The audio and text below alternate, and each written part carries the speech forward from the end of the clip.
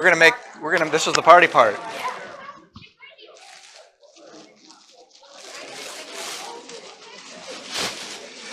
Well, this is supposed to be a birthday party, right? So, like, there. There. I got to do the happy dance here. These can be bouncing all the way through the Bible study, right?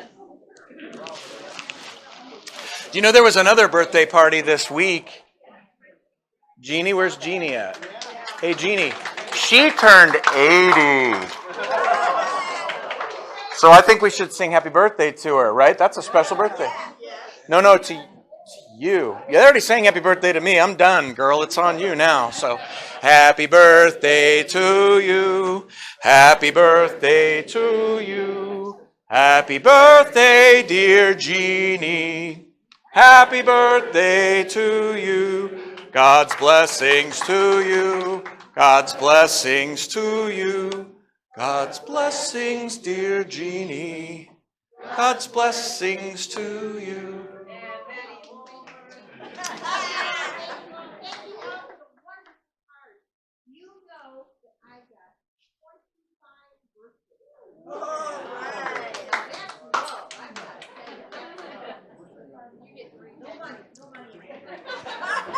You got 25? All right. Well, I'm gonna do my best to not get us off topic today.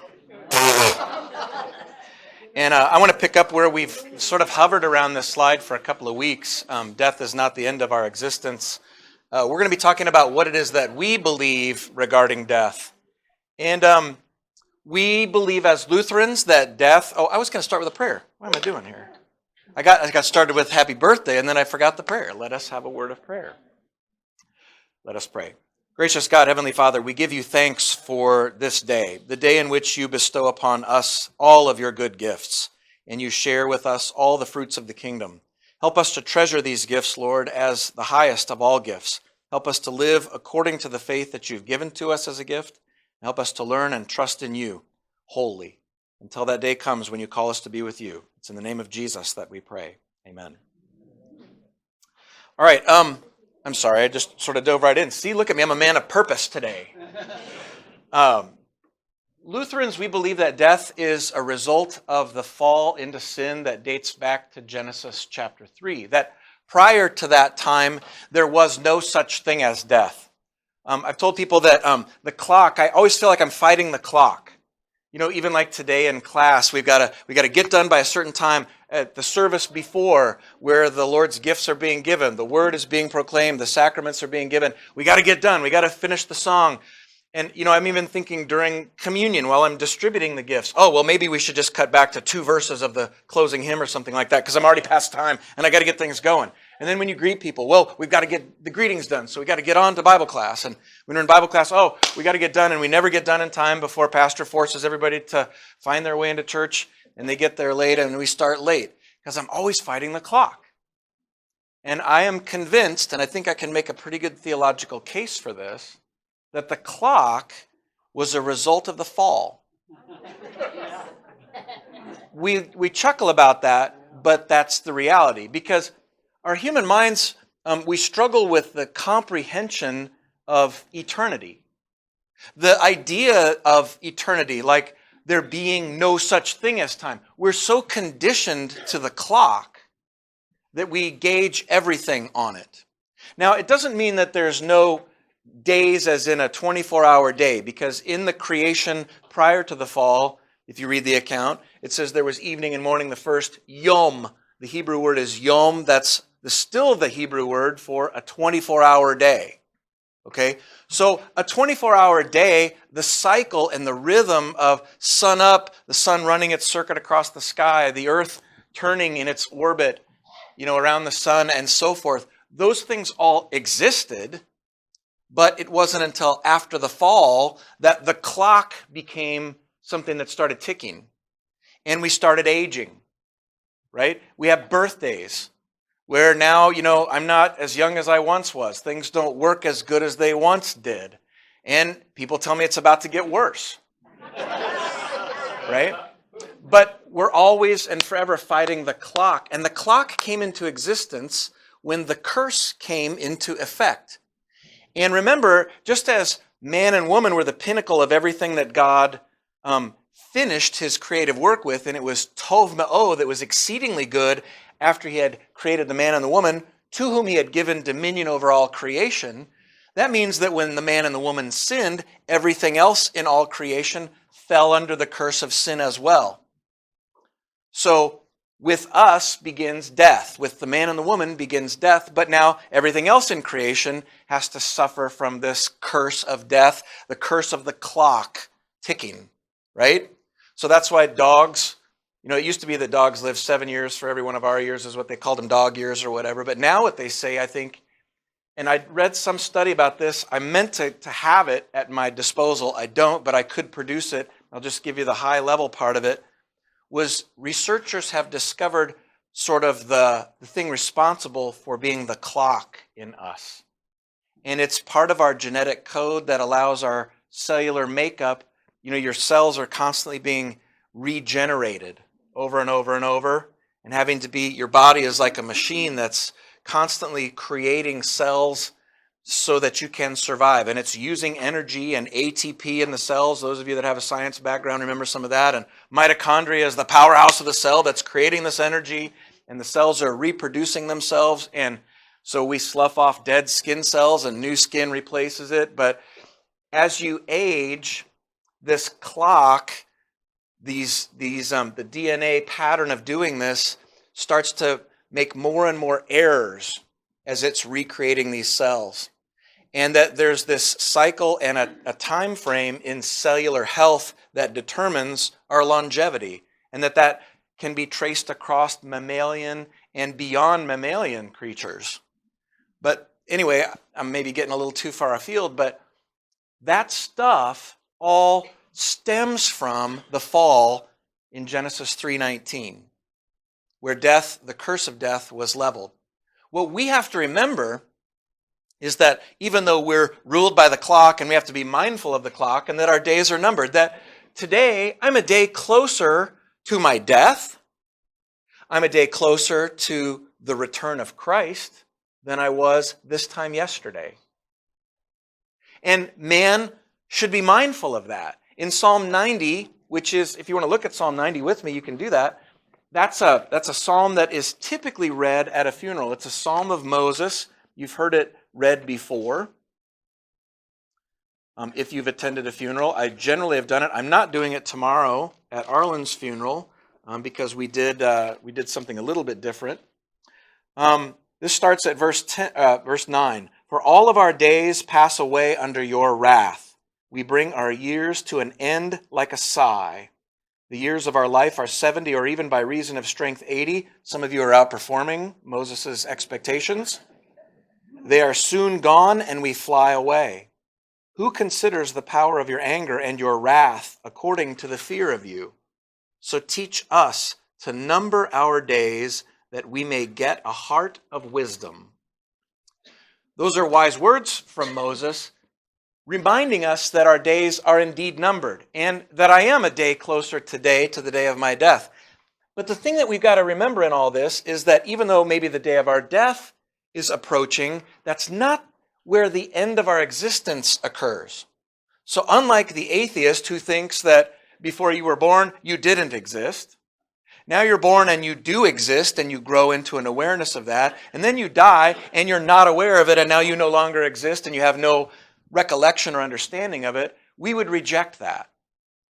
And we would reject it because of what the scriptures teach us, is that we are created body and soul. And I've made the case for you in this class in the past that from the moment that the sperm met the egg and they divided for the very first time, that was the weakest, the earliest form, and it could not happen apart from the Creator's hand being a part of it, a body and a soul being created. And it is created eternal. That's something you've got to bear in mind. Eternal. And it's hard to bear in mind because we can't get our minds around it, because that's bigger than our minds can comprehend. But we have to remember that we are created eternal, and we don't cease to exist just at the moment of our death, which is how it relates to the point that we're at in this study, is at the moment of death, you don't cease to exist. You continue to exist. Your body laid to rest, in whatever form it's laid to rest in. Your soul persists until the last day. And on the last day, your soul is rejoined with your raised and reincorporated body. I think, with an atheist, I've thought through the line of reasoning in it. It sort of is comfort, if I could call it that, the way they have rendered it, because you don't have to deal with the realities of the afterlife.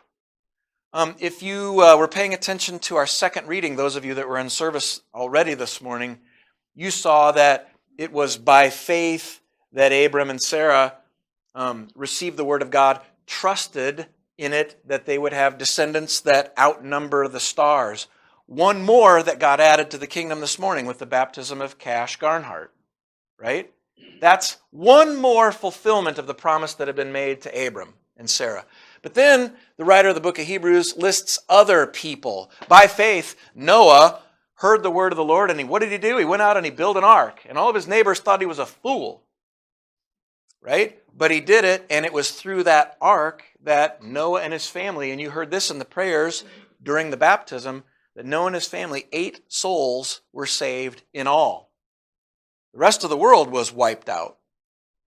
But God saved the world through Noah and those 8 souls. That God was working faith in his people down through the centuries and down through time, and that these people did not cease to exist. We have evidence of that in the Gospels. So, who was standing on the Mount of Transfiguration with Jesus, James, Peter, and John? Who also was there on the Mount of Transfiguration? No. Moses, Elijah. These were people of old. Did they cease to exist? Even though they were dead, they were long dead. But there they were on the Mount of Transfiguration, witnessed by Peter. And if you want to read about Peter's own firsthand account of it, read 2 Peter chapter 1. And you'll see that Peter saw these people reincorporated so that he could witness them on the Mount of Transfiguration. We don't cease to exist at the time of our death. We persist only in part, but not in the way that God had intended for us to be. This is something that, they taught me this, and I guess it wasn't a huge surprise to learn this when I was at seminary, but what was a bigger surprise for me is how revelatory it is to people when you teach it to them. As a pastor, when you go out and you start teaching this stuff, is that, a lot of people think that death, we look forward to death, and when we die, finally we get to rest in peace. Woof! All this stuff that's kind of a pain in the rear end that you have to deal with through life. Now I'm finally resting, and now I'm with God, and that's the prize. I've finished the race. Now give me the prize. I'm done. It's sort of a shock to teach people, no, we were created and redeemed to be living. Death is an enemy, right?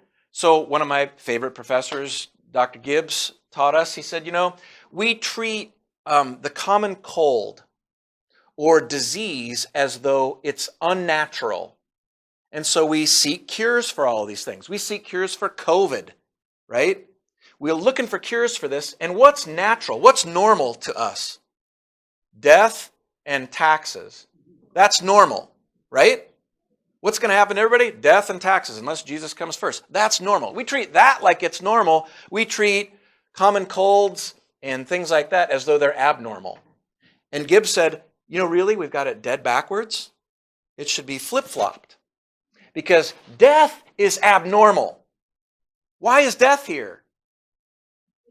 It happened because of sin. It didn't happen because that's what God intended when he created us. He intended that we would be his children, that we would listen to his voice over the voice of our own or the voice of Satan or whatever. He intended that we would go that direction.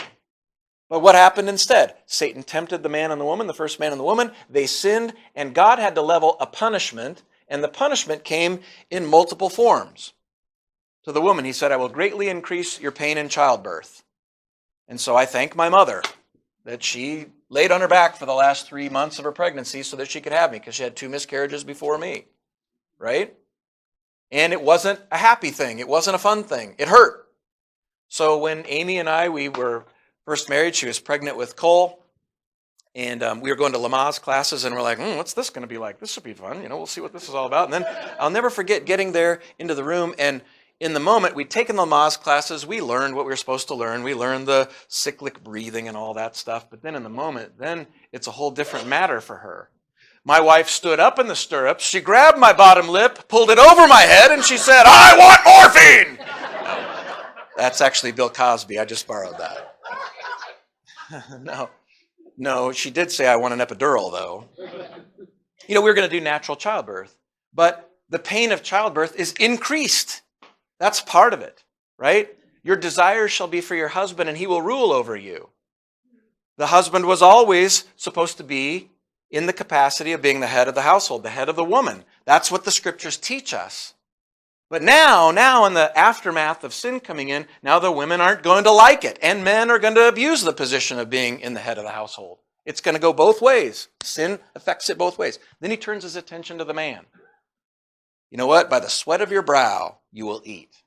Thorns and thistles the ground will produce, and by the sweat of your brow you will eat. Now, I'm convinced in today's day and age, we have forgotten collectively these curses. So now, I came from a place, have I ever told you I'm from Nebraska? That farmers there sit in air-conditioned, air-cleaned comfort of their cabs in these beautiful, $500,000, $750,000 machines that they can set the GPS on, and they can read their paper while they drink their coffee, and it makes a perfectly straight line down the field. No joke. It's sweet. Nice gig if you can get it, though the farmers all tell you that it's not. $7 corn is pretty good, though. They're liking that. But so we've lost track of the fact that we have to put sweat into raising a crop.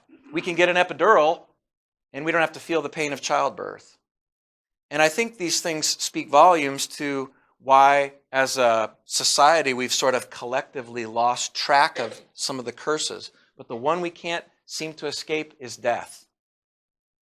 And we have to remember that that one is looming in front of us. And that's not just, somebody that's a pessimist standing in front of you telling you that. That's a realist. But what I'm also here to tell you is that we were created, and let me go back to Dr. Gibbs's point. He said, we treat death and taxes as though they're the normal thing, and we treat the common cold as though it's abnormal. And he says it's the opposite. He said, we must remember as the church that death is unnatural. It wasn't initially in existence. It came, the clock came, the clock is ticking in our lives. That didn't come into place until the curse was leveled. And when the curse was leveled, now the clock started ticking. Now the years of our life are 70, or by reason of strength, 80. Teach us to get a heart of wisdom, O God. And what is wisdom in the scriptures but a recognition of all the truths of this? And what does it mean? What does this mean? That's a good Lutheran question. What it means is we should look to the scriptures to learn what it is that we believe about it, that our existence continues through death and the grave. And Dr. Gibbs is the same one that's told me something I've shared with you before in here, which is there's but one thing. We talk about the collection of stuff. Last week I talked about it in the sermon. This week I talked about it in the sermon, that we work to collect all this stuff.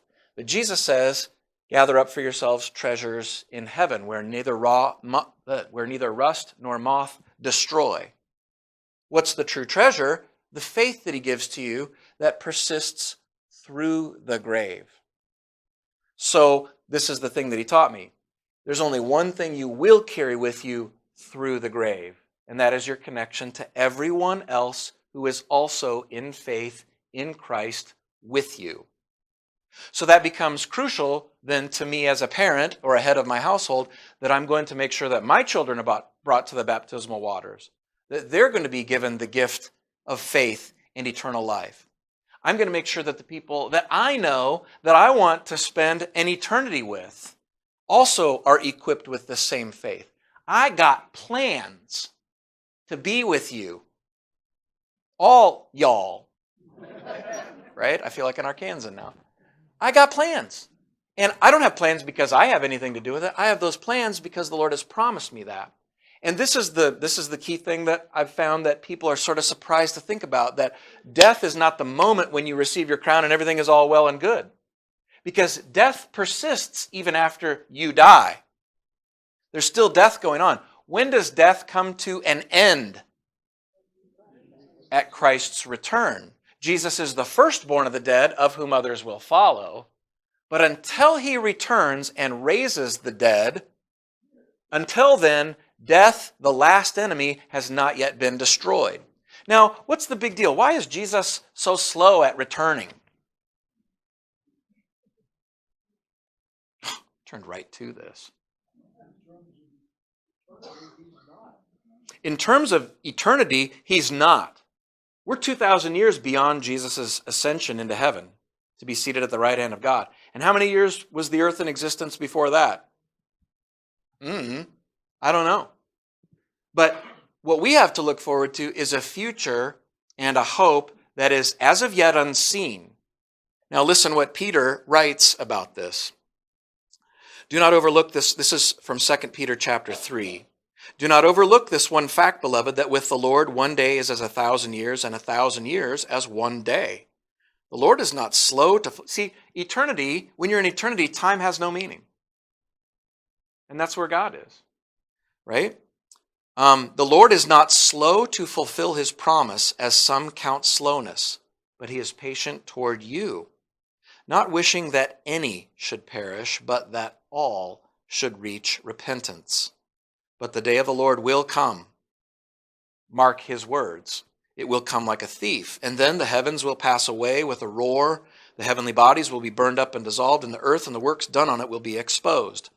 Since all these things are thus to be dissolved, what sort of people ought you to be? In lives of holiness and godliness, waiting for, hoping for, hastening the coming of the day of God, because of which the heavens will be set on fire and dissolved, and the heavenly bodies will melt as they burn. But according to his promise that we have faith in, we are waiting for new heavens and a new earth in which righteousness dwells. So, who's the kingdom for? It's for all the people who have hope, who follow Jesus like he expected Adam and Eve to do in the beginning. Follow him, cling to his word, hope in his promise. And what's his promise? There's a new heavens and a new earth. John 14:12. I'll never forget it. The stained glass, John 14:2. The stained glass in the front of Christ Lutheran Church, where I grew up, where I would sit in church and I would count the number of stained glass panels in each one of them when I was trying to find other things to do. But the Lord was busy doing his work on me. And he was building faith in me, even when I was doing everything in my power not to have him do it, because I was busy counting stained glass pieces there in the chunks. But it's a picture of Jesus standing there with his finger pointing up. And underneath it says, John 14:2, in my Father's house are many rooms. If it were not so, would I have told you? But I go to prepare a place, the two most important words in all Scripture, Luther said, for you. Do you believe that promise? See, that's the thing that carries us through. Now, death is not the end. We die. We're in a different state, awaiting the resurrection of our bodies. And in eternity, our bodies will persist. So when Jesus returns, he raises our bodies. I'm getting ahead of putting the cart before the horse here. But there is an interim time from the time when we die bodily and our souls continue to persist with Christ in heaven, and our bodies are laid to rest, until our bodies are raised from the dead and judgment occurs. And so that's that period of time that we're going to concern ourselves with. What's going on then? So in Philippians 1, verse 23, St. Paul writes, I'm hard-pressed between the two, that is, life and death. My desire is to depart and be with Christ, for that is far better. So there's a recognition in Scripture, in Paul's words, that when he dies, he's going to be with and have an awareness of being with Christ. I'm not giving you all the passages here, I'm giving you a few. I'll give you another one that you'll remember. A thief on a cross. One was a wicked thief on a cross who hurled insults on Jesus, but the other was one who was repentant and who saw the number of his days coming to a close quickly. When you're hanging on a cross, that'll do things for you. And he said to Jesus, remember me when you come in your kingdom. We're here getting a punishment that we deserve as thieves. Jesus, you didn't do anything. That's a confession that Jesus is the perfect Son of God. And remember me when you come into your kingdom. To which then Jesus responded, as you well know, truly, truly, I say to you, today you will be with me in paradise. I was not going to talk about this, but I'm going to talk about it for a second. So Monday I was up at the hospital. People have been going to the hospital way too much, so stop it. I joked that I'm going to have to start wearing scrubs to church because of going in and out of the hospital. So Maggie is now out of the hospital and home doing well. So thanks be to God for that after a 12 or 13-day stint there. Let's see, Faye Adams is home from the hospital and hopefully doing well. I haven't heard an update, but hopefully doing well. Arlen, as many of you know, because I announced in church and we had prayers this morning, that Arlen passed away on Tuesday morning. I went up Sunday after church. I went up Monday a couple times because we knew things weren't looking good for Arlen. By Monday evening, I got a call from his son-in-law, and he said, it looks like we're going to switch and transition to comfort care for Arlen. So by morning, they had taken much of the things away from him that he had been utilizing in the hopes that he may make some recovery on Monday. By about 2 o'clock in the afternoon, I got a call, and they said, come up here because the time is drawing near. Now, this is someone that you guys know and love just like I know and love. And Carol and the family, you know them and love them as well. If you have never, and it's likely that this won't happen to most of you in the room here, until it happens to one that you love or to you. But I have the duty and the honor and the privilege of getting a phone call like I did on Tuesday. And I went up to the room, and it was clear that Arlen was nearing his end. His breathing was labored and slow-paced, and it slowed even further while I was there. And what I did with them was I shared the word of the Lord out of the Pastoral Care Companion in a service that we call the Commendation of the Dying. We don't do last rites like Roman Catholicism. It's sort of like last rites, but we don't hold it as a sacrament. Like Roman Catholicism has extreme unction, which is you have to give somebody last rites. I have been called, by the way, to come bring last rites to people, which I tell them I don't do last rites. We don't have to do that. God judges a life, and he wants to see that you've listened to the word and you've had faith that's been created as a result of that word across the course of your whole life.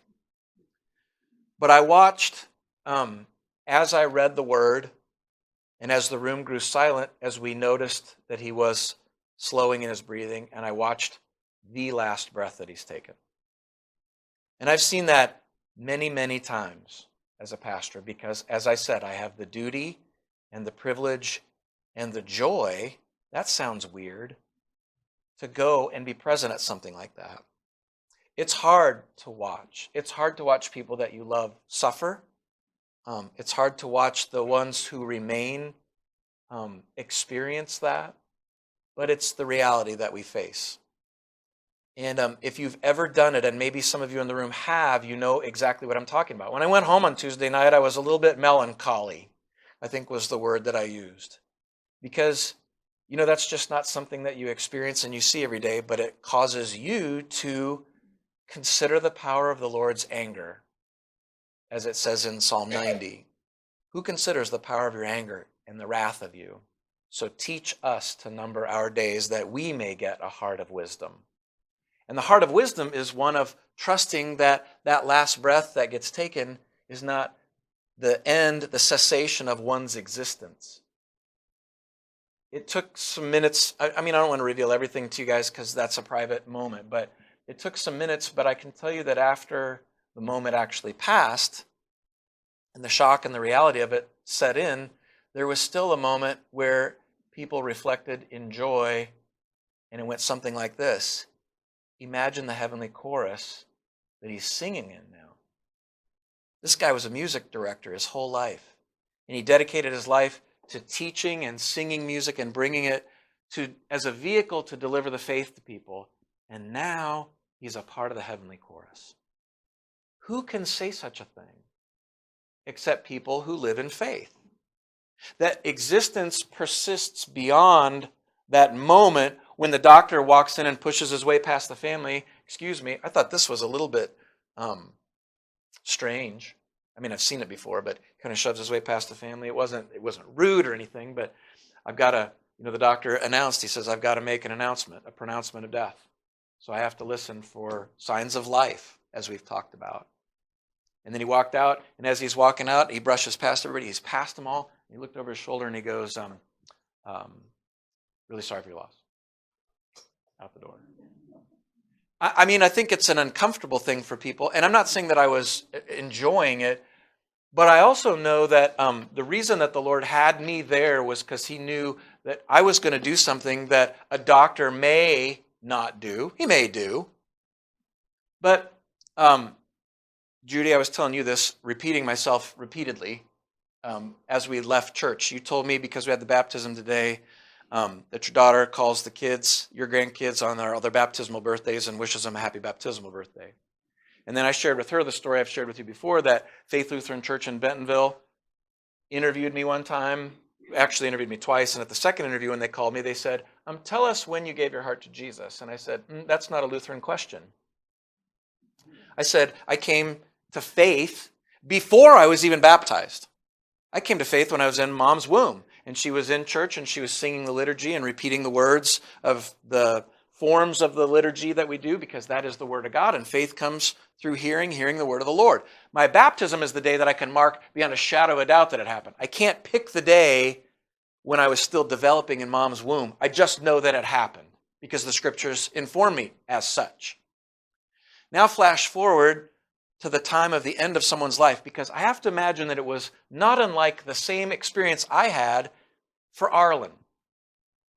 That he was a man of faith. I mean, how many people go to Concordias and get music degrees and teach in the church their whole lives, except people that were raised Lutheran like I was, from before I even knew I was a Lutheran, right? Before I could even question, what is Lutheranism? I was a Lutheran Christian before I ever knew it, and I think Arlen was too. And I entered life and through faith before I ever knew it, and there lies a guy in a hospital bed who by all accounts is no longer responsive to people's speaking to him, who's breathing in a labored manner, and who's about to take his last, and is likely not aware cognitively of the words of the commendation of the dying, which were all different readings from the word of the Lord's Prayer, the Creed, all things that he would have heard throughout his life of faith. And I said, after I left the room and I got home, what more blessed death could there be? We don't have a choice in how we experience death. But if I could choose my own death, that's what I'd choose. To go out in the same faith, receiving it in the same way that I came into it. And while I was melancholy about it, and it wasn't because I had questions about his eternal future. It was maybe in part due to, my sorrow and carrying some of those emotions with me that the family was experiencing. But I suppose it was every bit as much me considering that the clock is ticking. And then I got another birthday. And I'm not trying to make this about my birthday. I'm trying to say birthdays are sort of a stark reminder to us that time marches on. And I'm a day closer today than I was yesterday.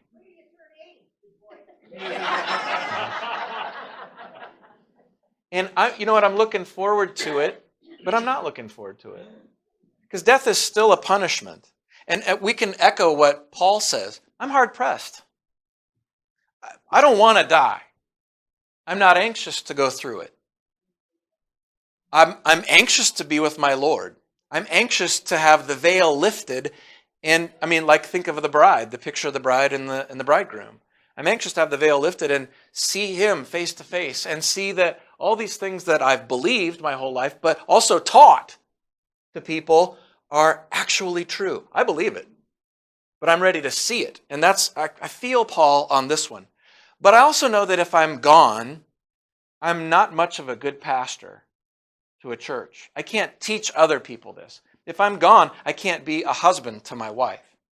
If I'm gone, I can't be a father to my children. I can't enjoy the joys of, hopefully, God willing, being a grandpa. I can't have the joy of walking with others like you all through this life. And then if I find the joy in that, if I find the gift in that, then imagine the gift that the Lord has in store for me beyond that next stage, that next piece. And that's where I look at Paul and he says, look, my desire is to depart and be with Christ, for that's far better. But let's not put the cart before the horse. There's still work to be done. And in light of what we saw in 2 Peter 3, Peter is saying, the reason that the Lord is being slow or seemingly slow right now is there's work to be done. Because there are people that are perishing without the knowledge that we come taught and equipped with. Paul writes to the church in Corinth in his second letter, yes, we are of good courage. We can have good courage. We can look at death, and this is another Dr. Gibbs-ism. He said, people don't do epitaphs too much on tombstones anymore. I haven't seen it. I've been in plenty of graveyards, and I haven't seen too many of them on modern tombstones. Usually just get the dates, the birth date and death date, and maybe some family members and stuff like that. But he says, on my tombstone, I want it to say, to be continued. I like that. And Paul says, yes, we are of good courage. That's the sign of someone who has hope that this that you see, this grave, is not the end of the story. That this grave will be opened. And we've talked about this even at your funerals. Do you know which way they lay caskets for Christians? They lay your feet to the east, your head to the west, so that at the day of the resurrection of all flesh, your head, when you rise to greet the rising sun or the risen sun, facing the east. And in old-time churches, I think I've talked about this before too. I'll draw a picture for you. Many of you maybe have moved to Mtnhome from smaller town churches that had this, but old-time churches that were like this, that they had the chancel and the altar up here, and then the pews all here, and then they had the big steeple right here that you'd come in under, and then the entrance to the church is right here. Those are stairs. And these are all the old country churches like I was used to being around back in Nebraska. And then back here somewhere they have the graveyard, right? And we've talked about this in here too, that graveyard has been talked about as where the saints of this church who are raised in this church are laid to rest. And that when you gather around the chancel space for communion, we commune with all the saints, the communion of saints. So the saints who are a part of the graveyard over here, they're all enjoying the feast with us. It's a beautiful memory and a recollection of what the Lord is continuing to do, even for those people that have been laid to rest here. Now, what they do is they call this direction here liturgical east. Doesn't matter which direction the church is facing, but they always call this liturgical east, so people that are laid to rest in these tombstones are laid this way so that when they raise, they're raised to face liturgical east. There's even terminology for this, for those that didn't know. So a church could be set catty corner, or as we are, I think our sanctuary sits sort of, I don't know directions here very well because every road goes like this. So we would rather be away from the body and at home with the Lord. And yet there's more to our home, because the home with the Lord is meant to restore Eden. Remember what Eden was before sin entered into the world, is Adam and Eve walked and talked in person with God, present, face to face, just like I'm talking to you all now. But what happened is then after death came in, after the punishment came in, God didn't disappear. God was still every bit there with them. But now it's got to be in faith. Now it's more difficult, and now, not more difficult, because the Spirit is still the one creating and sustaining faith. So I don't want to say that anything's too hard for the Spirit. But now the Lord can kind of tell the ones that are hoping in Him through faith and the ones that have just said, the heck with it. I don't care anymore. Who are the ones that care? The ones that are allowing this faith to take hold and to do its work in us, which drives us to say things like what I've said in this Bible class in the past. If church is the place where Christ meets mankind, then why isn't the church overflowing with people? Why do people say, well, I don't need to go to church to meet God? That's the dumbest thing I've ever heard. That's where He said He was going to give Himself to you in His Word and in His sacrament. That's where He guaranteed it. He didn't guarantee it anywhere else. And if you're not going to church and you're not hearing His Word and you're not receiving His sacraments, then you're left to make up your own stuff in your own mind. And that's a dangerous place to be. Death is an unnatural separation of body and soul. So back to Gibbs, because I still haven't finished that thought, with when he said death and taxes are natural, we all expect that to happen, and the common cold is not. He says it's backwards. Death is unnatural. He said we ought to expect that as we're alive in the body, that once in a while, because God also made the little bugs and the little germs and the pollens and things like that, we ought to expect once in a while that we might get a little sniffle here or there. We treat that like it's unnatural and we try and solve it and fix it and take it away from people, right? But we ought to expect that as long as we're alive in the body, that once in a while we catch a little cold here and there. You see the difference, how it's backward? And that's one that I always said was sort of, it was revelatory in the sense that I sort of knew that truth, but the way he taught it or the way that he gave it to us, which I feel like I'm not giving it to you and it's not being received in the same way it was with me, because I was like, yeah, that makes a lot of sense. Death is unnatural.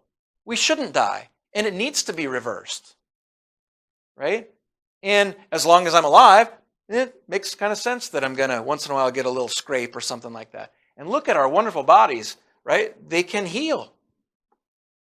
I get a scrape or a little cut or something like that. I knocked my knuckle open on the side of the trailer the other day, and it heals. I don't have to wear a Band-Aid anymore. That's natural. That's how God created us to be. Alive, natural, carrying on and forward. But when death happens, it's unnatural. That was never the plan. Matthew 10:28. Jesus reminds us that death is unnatural. He distinguishes between the destruction of the body and the destruction of the soul. Those are two different things. Do not fear those who kill the body, but cannot kill the soul. Now Jesus is talking about the existence of these two things and the reality of them, right? This is why we've seen some of these graphic images in the last, 15, 20 years with the Muslims, lining up Christians with their hands bound and on the seashore and stuff like that, and they behead them. And they're instructing these Christians to renounce Christ because they're the enemy, they're the infidel. And people that are willing to go willingly to their death for the confession of Christ. And it's horrifying images, and yet Luther himself said when the papal bull of excommunication was leveled against him because he was an enemy of the church, and as an enemy of the church, he could be put to death and presented to the Pope as a good thing. Luther said, let him behead me. The Lord will give me another one in the resurrection. Who cares? What faith, what strength and resolve and trust in God. And it reaffirms basically what Jesus is minding right here, that he says, fear the one who can destroy both body and soul in hell. Which brings me to the notion of fear. I've got a couple that I'm doing catechesis with, individual catechesis with, and we were talking about the 10 Commandments to start in our second session here this last week. And what do all the 10 Commandments have in common in the what does this mean section, good catechized Lutherans? We should fear and love God so that. right? It always begins with fear. Have you guys ever questioned that, or are you just so well catechized you don't question it anymore? Why does it begin with fear and not love?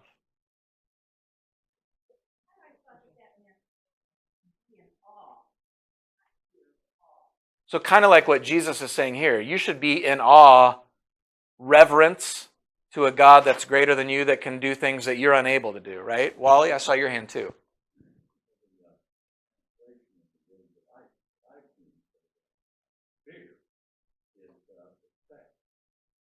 Respect.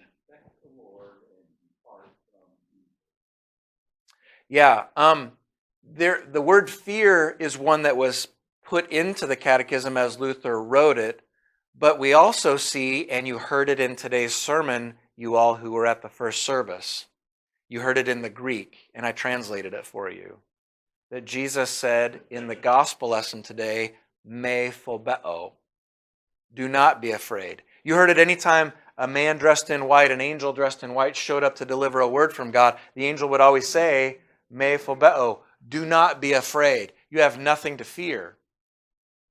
Why does it always center on fear? The analogy that I've always used, with apologies to Tate because he's in the room right here, was one time when he was a little kid and he was playing with little Michael across the street with Nerf guns in our backyard. I had built a ridiculous, overly enthusiastic jungle gym for the kids when we had a tree blow down and knock down the old one. So I decided I was going to rebuild it, and I built one that I was going to have monkey bars to swing across and a little fort to crawl up on and a climbing wall on the one side with a pipe to slide down. And when I got all that built, I went, hey, I got all this stuff built all the way up to the top and the rafters to hold the monkey bars. I may as well put decking on the top of that and make a third level on it. Yeah, remember Tim the Toolman Taylor? Oh, third floor. So I had this thing built up, and I had the decking put down, but I didn't have the railing put up around it. And the kids were in the backyard, going to the backyard to play with Nerf guns, and I said, don't you dare go up on the top level of that, because now you're way up, higher, about as high as the ceiling is over us. You're way up there. You fall off of that, and you land on your head, and bad things can happen to a little guy doing that. When he's more engrossed in playing and he trips over his own foot or does something, I better not catch your butt up there. And lo and behold, where did they go? There I am at the back window, and I see him going right up to the top, and I burst through the back door. What are you doing? And they all they shoot down. And what they knew, what they were fully aware of, was to fear me. Because if I come out there, you are in deep trouble, and I will spank you into tomorrow if I see that happening. Now, is it because I'm just an angry man and I want to spank him in tomorrow? No, I want to drive that concept of fear into his mind, because as a youngster, as a little guy like that, he couldn't possibly have in mind all the potential outcomes that could happen if he got up there. He had no idea of all the things that could cause him difficulty, could cause me. I didn't want him to get hurt. I didn't want him to die. I didn't want him to fall on his head. I don't want that to happen. I want all good to happen to him. I love him. I want to make sure that he's safe. I want to make sure the neighbor's safe, right? And he couldn't possibly fathom all the things that could happen to him. Now apply that same logic to our God, who begins his relationship with you, or the proper relationship with him should begin in fear. Why is that? God wants us to properly, reverently fear him, because what he knows is what we, his children, don't know. We don't know what all the realities of hell are. We don't know the spiritual warfare that's going on in real time in our lives. We have no clue of that. God, who created, knows all and is wise beyond all and is well aware of all the things that could happen. And it makes sense for him to just say, just be afraid that you don't go off the rails here, and let me handle the rest. Just like my scenario with the jungle gym with the kids. Does that make sense? Yeah, I think it should begin, and I think this word here in Matthew 10 sort of underscores that. Don't fear those who kill the body and can't kill the soul. God alone has the right, the duty to judge what's right and wrong. This is where mankind's gone dreadfully wrong nowadays, by the way. People that say they get to decide what is and isn't sin. Oh, well, let me decide what is and isn't a sin. Oh, it says that it's a sin to have, two people of the same sex be married. Well, I'll be the judge of that, and I'll go ahead and do it. Right? And who's the one that makes that determination? And I don't mean to make that like that's the only sin that ever existed, was the sin of homosexuality or gay marriage. Let's talk about the sin of covetousness, of stuff, because we talked about that last week. Let's talk about the sin of self, raising self above God. And that's the first commandment that God forbids us to do. We should fear and love God above all else, including my own opinion. So when I read God's word, that should be the thing that informs me, not my opinion of what I think that word says. You see? We should fear God above all things because he can destroy both body and soul in hell. And the reason I bring this into the conversation here is it testifies to both the body and the soul, and that there is locative places that these places can be put at certain time frames. If you die in the body can be located in a grave, or the remains can be located on a mantle in someone's house. But where is the soul at that point? It still exists because Jesus says that it exists. So we have to locate that soul at some point. I'm talking to the baptized here, so the working assumption is that all of your souls at the time of your death, like Arlen's, are going to be with Christ, being comforted. And if you want to read further on this in Revelation 6:9, you will see that all the souls that are gathered around the throne are doing the same thing that you and I are doing, that Peter was doing in 2 Peter 3. How long, O Lord? When are you going to come? When is all this crapola going to come to an end? And as we look around the world, and it looks tougher and tougher and tougher out there, right? The crapola keeps piling on. That's a theological word, by the way. Did you ever read that before? Okay. Luke 12. This is where our gospel came from. God said to him, did you know Jesus was like Mr. T? Fool! I pity the fool. This night your soul is required of you, and the things that you have prepared, whose will they be? Does that sound familiar? Like last week's gospel lesson? It's a parable, to be sure. Jesus, and we have to recognize the context from which we're taking that, but we can make some theological understanding and assumptions from that. Fool, this night your soul will be required of you. How does God take our soul from us? Through death. See, so it's something to be in a room with a family when a person dies, and you know that there has been a change, that the body remains, but that the soul is no longer present with the body. And it's the seeing in real time the reality of the things that we've been teaching in this class happening in real time. And then having to render that. We have to figure that stuff out. We have to put it through the cycle and make sense of it. And the only way that I can make sense of it is through the Word of God. So Jesus says as he's hanging on the cross, he cried out again with a loud voice, and he yielded up his spirit.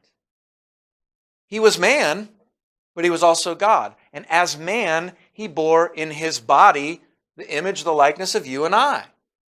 And what's our likeness? Our image and likeness bears the image of him, which is we are body and soul together. But Jesus, when he died on the cross, unlike some of the heresies that came in the years after that said, oh, he never really died, he never really suffered, he was God. No, he was both God and man.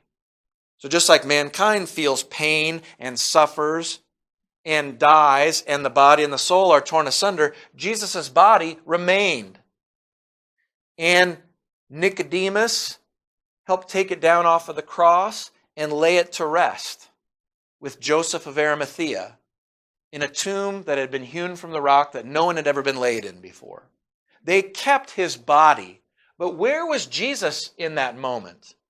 You guys might know the answer to this question if you think hard about your Apostles' Creed. Where was his soul? In hell. His soul went to hell. Do you guys know, we talk about the I probably shouldn't start into this right now, but I'm going to for just a sec. Just given the time, because the clock is always ticking. The humiliation and the exaltation of Christ, the states of Christ. His humiliation was what?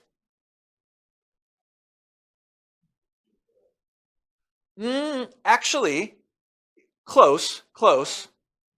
The cross being a part of it, but what was his ultimate humiliation? It was that he was God, but he did not use his godly powers for his own benefit.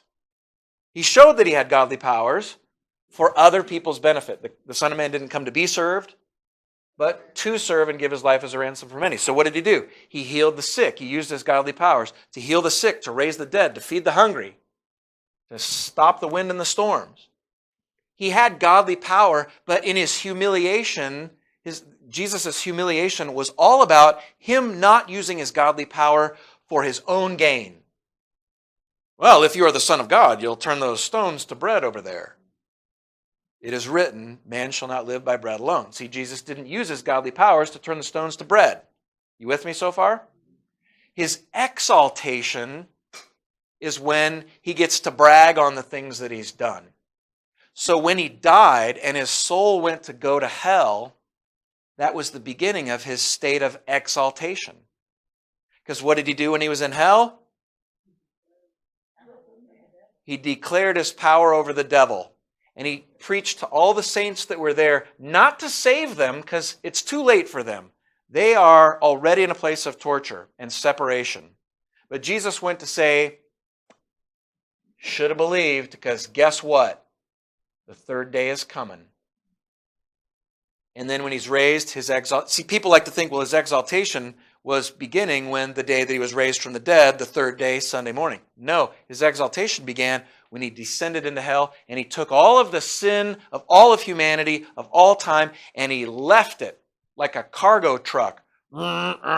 Eastbound and down, 18 boys were rolling. And he dropped it off in hell and he said, check that, I'm out. And on day 3, he rose from the dead. And he walked the earth for 40 days, and then he ascended into heaven to be seated at the right hand of God on high in all might and power and glory and honor, and he is coming again. Hallelujah! Amen! All right, we'll pick up here next week. Have a blessed day and week in the name of the Lord. Amen.